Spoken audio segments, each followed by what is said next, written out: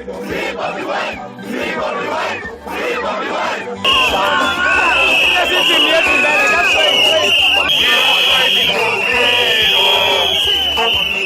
Free Bobi Wine! Free Bobi Wine! Free Bobi Wine! Seven must go! Seven must go! Seven must go! Seven must go!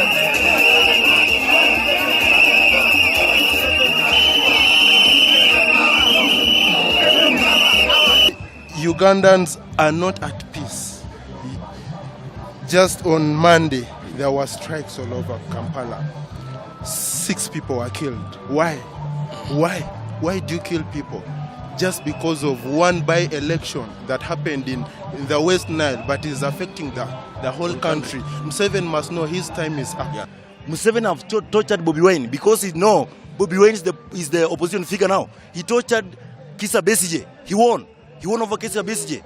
You can see yesterday Kizza Besigye was in the church praying for Bobi Wine with other church members, including Chameleon and other people. If Bobi was to be wrong, Besigye was not to be in church. Chameleon was not to be in church. What I am pleading with Museveni, I am demanding, I am not requesting that he release Bobi Wine to face trials in the court of law. We want Museveni to resign because he has mismanaged our country. True. And we want to hold Museveni accountable for all the things that have gone wrong in this country. Even those you get it?